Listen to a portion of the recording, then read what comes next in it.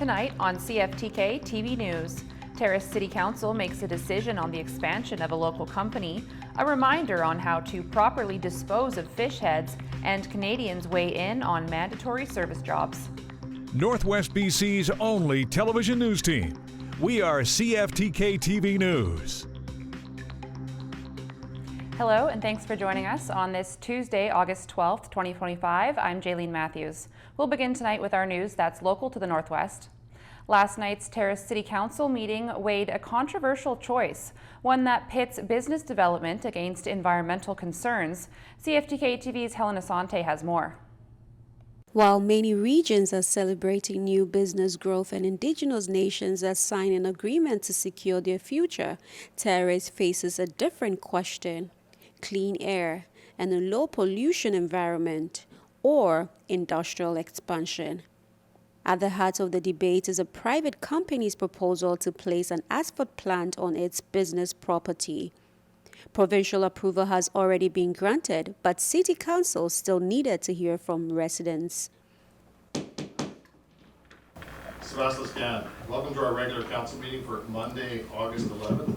I would like to acknowledge this meeting is being held in the traditional territory of the Tsimshian people, the Kitsimkalim and the Kitsilas. The public and media are welcome to attend our meetings in person. We also continue to use Microsoft Teams for virtual participation. This application comes to us from Bear Creek Contracting, the owners of the property. The property is zones M3, resource extraction, and zoning bylaw number 2069, and is designated industrial in the official community plan. This zone permits asphalt plants subject to those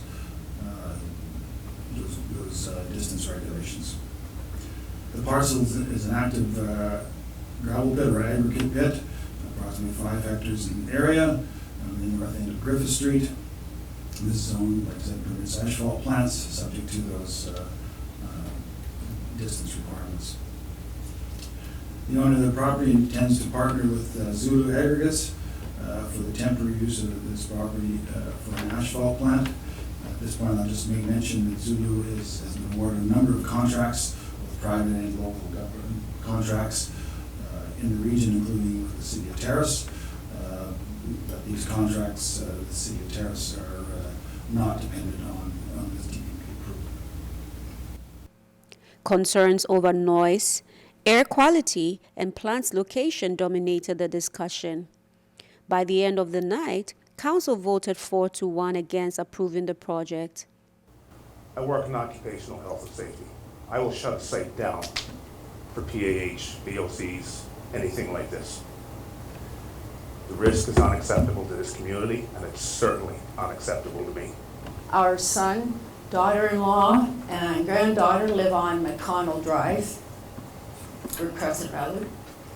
We are all opposed to this variance application that reduces setbacks by almost 74%, that would allow an asphalt plant in close proximity to our homes.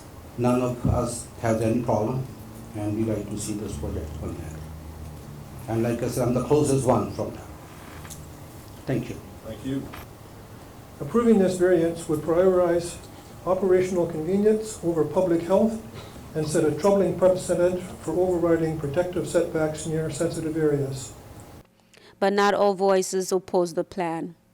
After visiting the site, some industry neighbors expressed full support, pointing to similar operations nearby that operates with minimal noise and emissions. For now, the proposal has been turned down, but with provincial approval already in place, the debate over the plan's future in Terrace may not be over. Helen Asante, CFTK-TV News, Terrace. Smithers RCMP say 2 vehicles that were parked on 4th Avenue and Queen Street were on fire over the weekend. Smithers Fire Rescue were able to get on the scene quickly and contain the fires. They are deemed suspicious and the investigation is still open. Local residents reported that they had heard loud banging noises at around the same time that the fires started.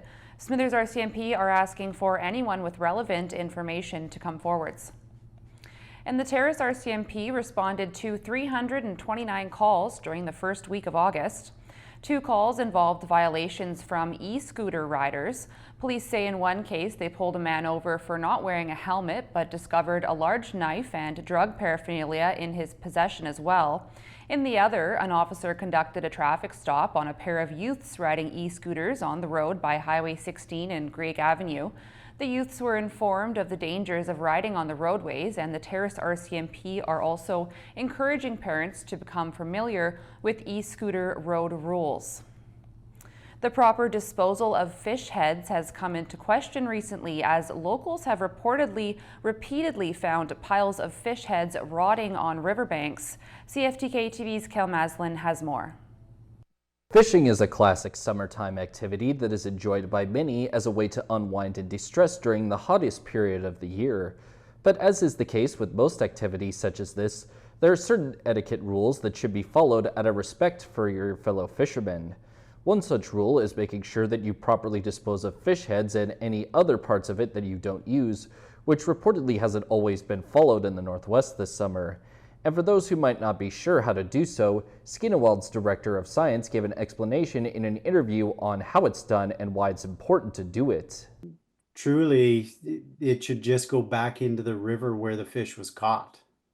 Ideally, right? You're simply returning those nutrients back to the river system. The seagulls and eagles are usually the first ones to pick that up, but it works its way through the food web, just like a salmon spawning and dying, right? Those nutrients are going to go back to the river. So essentially, you don't really want to remove too much of those nutrients from the river, and that would be the best place to place them.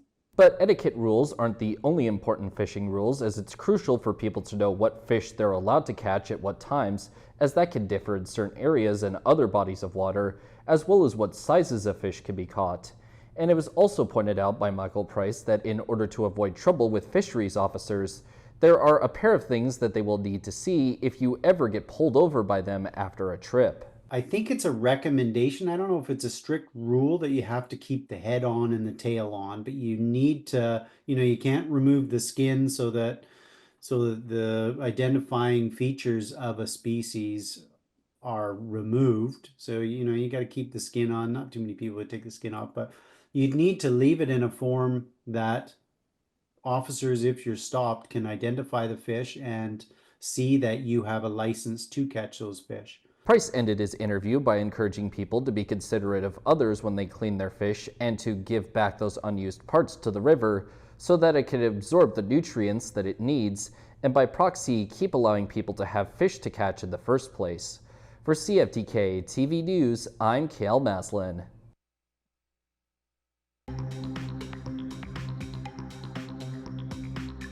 Coming up next, a monumental land and title decision for the Cowichan tribe.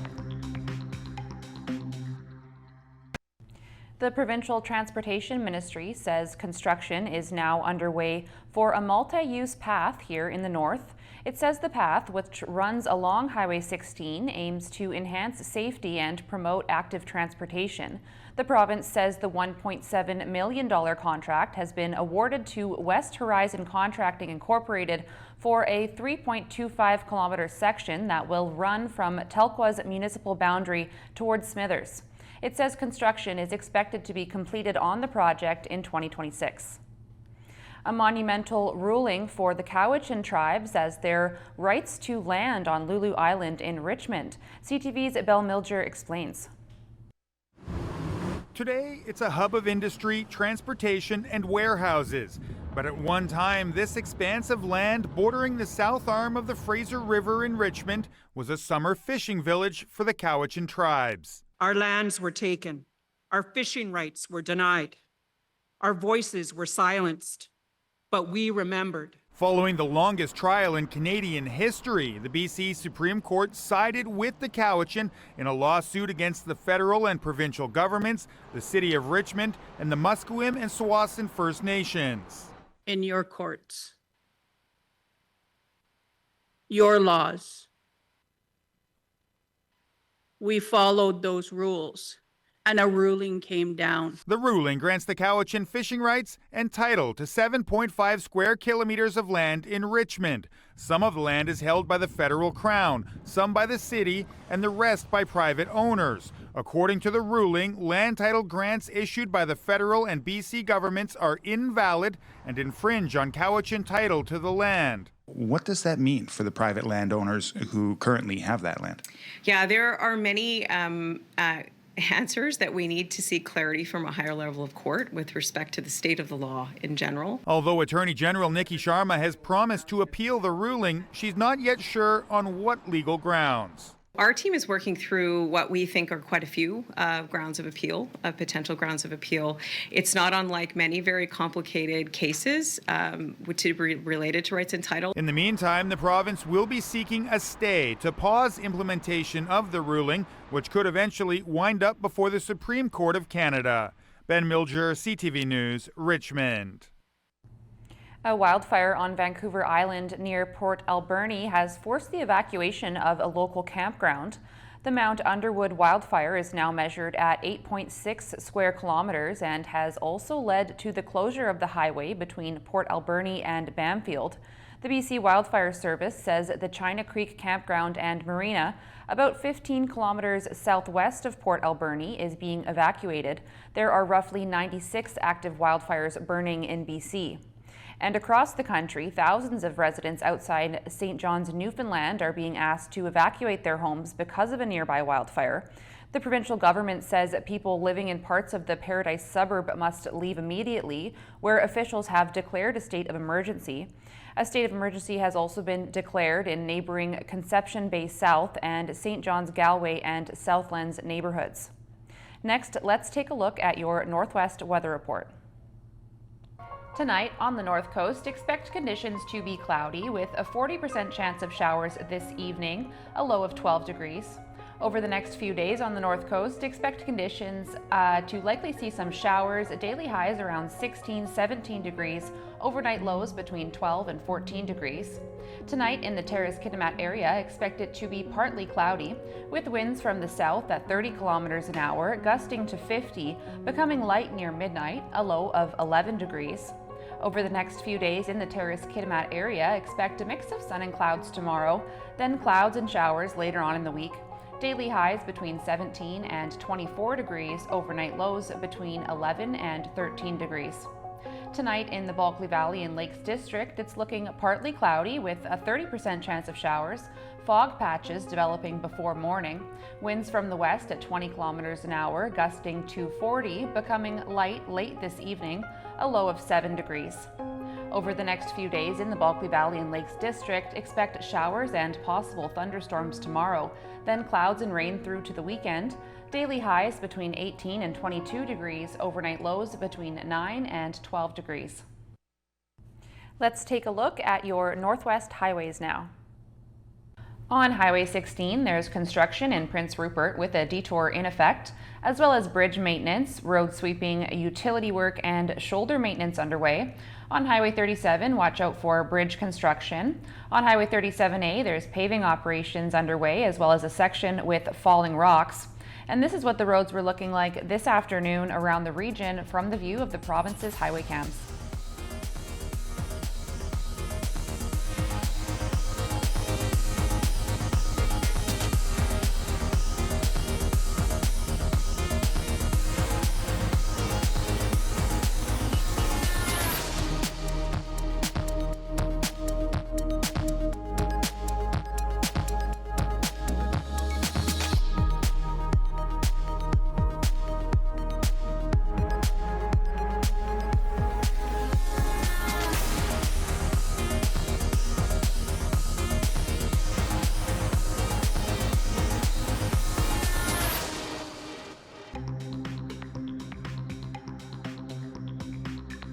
Still to come, Canadians weigh in on mandatory service.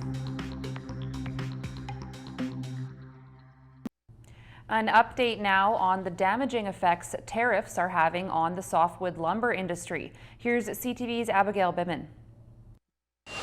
Those in the softwood lumber industry say things are urgent. We've sent our student workers home a month early for the summer. Honestly, we're going to try to keep our mill, which employs 25 people in Chilliwack, going. The trade war and the new U.S. Department of Commerce decision to raise tariffs, which along with anti-dumping duties total just over 35%, add up to the most challenging time Andy Riley has seen in 40 years. We have to put that duty onto our sale price, but we are in danger of pricing Western red cedar completely out of the market. BC's Minister of Forests called the U.S. move absurd and reckless, while the federal Natural Resources Minister said the industry has for too long been subject to unfair trade actions and the tariffs hurt Canadians and Americans alike. There is a clear understanding that this will result in thousands of job losses, and in some cases irreparable damage to the industry, because these are massive, expensive, capital-intensive operations that are not easy to stop and start. Last week, the Prime Minister promised supports, including $700 million in loans and $500 million to support market diversification. Canada does not dump lumber into the United States, and we will continue to make the case that these current and proposed duties are unjustified. The industry largely welcoming Ottawa's move, but Andy Riley says his group will be pitching some new ideas to the government. They're looking for help to pay the difference in duties between their raw materials cost and their sale price, which is what makes these new tariffs so crippling. The idea of a year of compulsory service for Canadians has been floated by a survey recently conducted. CTV's Rob Buffum explains. Making it mandatory for young people in Canada to do a year of civilian service is popular. A survey from Angus Reid shows 7 in 10 Canadians support the idea. Help out your community, give back to the people that gave to you while you were growing up. Working towards more community. The concept is appealing across various types of service. 74% of those surveyed embrace it for public health support, such as working with seniors. 73% for environmental support, for example, with Parks Canada. 72% for youth service, including after-school programs, and 70% for civilian protection. Service that would include work such as firefighting or responding to natural disasters like floods. A lot of people, including myself, might not have the best work ethic right now, and it can really help teach young people that. Notably, a year of compulsory service, something that happens in other countries, including France and Germany, gets plenty of support even amongst those under 30 who'd be forced to do it. 2 to 3 to 1 ratio across those Canadians, both men and women under 30, say, yeah, that's something I would like to see happen. According to the survey, the most compelling reason why people support mandatory service for young people is what it will do for those young people. I feel like maybe this is a good opportunity for young people to get some experience in a field. Maybe they wouldn't necessarily have an opportunity to, and that'll help them maybe in their own careers. However, when it comes to compulsory military service like in South Korea or Finland, opinions shift dramatically, and those opposing the idea edge out those who like it. If you're putting your life in line, that's your choice, and I don't think it should be mandatory. But when it comes to young people donating a year of service to their community, a significant majority think it should be required. Robert Buffum, CTV News. Saskatchewan Premier Scott Moe says canola producers in the country will be harmed by a Chinese tariff of almost 76%. This comes after China announced the preliminary tariffs in response to last year's anti-dumping investigation in response to Canada's tax on Chinese electric vehicles.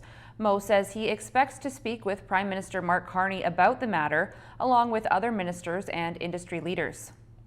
Turning to the markets now, Canada's main stock index gained more than 100 points in late morning trading on strength in base metal and telecommunication sectors, while U.S. stock markets also climbed higher.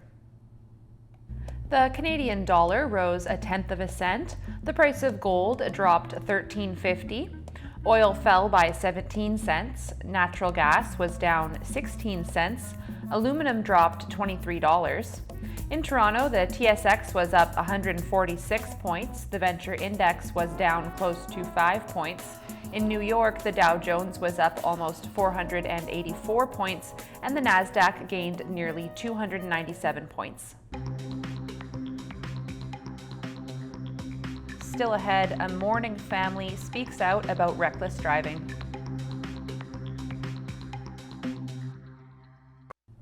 A crash near Fort St. John between a tanker truck and an SUV has claimed the life of one motorist. Police say the crash happened on Highway 97 just north of the city, and the driver of the SUV was declared dead at the scene.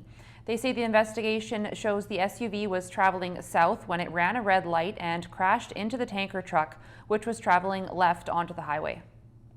A tragic death has torn a family apart, and those affected are speaking out on the dangers of reckless driving. CTV's John Woodward has more. Andrew Cristillo was a family man with 3 young daughters. Andrew is a gift to this world. The funniest guy. And when his wife was diagnosed with stage 4 breast cancer, he stepped up, riding in fundraisers and raising money for cancer research, said his brother Jordan. He was there along her side through all her appointments, providing her support like a rock. Then on Sunday, August 3rd, all that changed. Cristillo's car hit head-on just after 9 p.m. as his family returned from a gathering at his parents' house. He died instantly. His wife, Christina, rescued the girls. She's the strongest person I know. She had to kick her way out of the windshield and try to pull these girls one by one out of the car on her own while they're calling for help from their daddy. The 4 survivors recovering in hospital. The girls were told of their father's death last week. Leah has a cast that she saved a spot for Daddy to sign.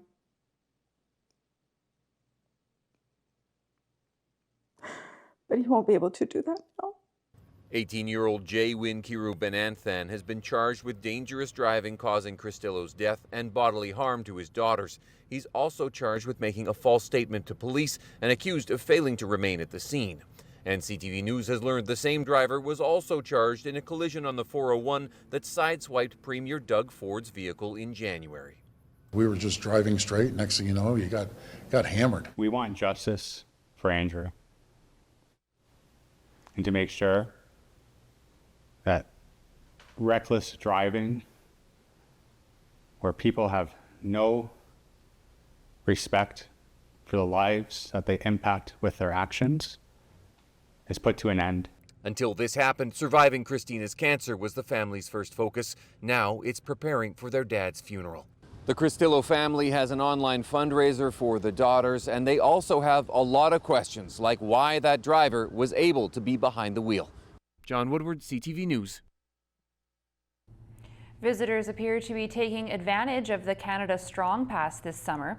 The Office of the Minister of Canadian Identity and Culture says national galleries and museums across the country have seen a 15% increase in attendance. A spokesperson says the Canadian Museum of History and the Canadian War Museum saw a 16% increase in attendance last month from a year earlier. And that's our news for now. For more local news, you can visit us at CFTK-TV.com. We're also on TikTok and YouTube. We'll be back with more tomorrow. Thanks for watching.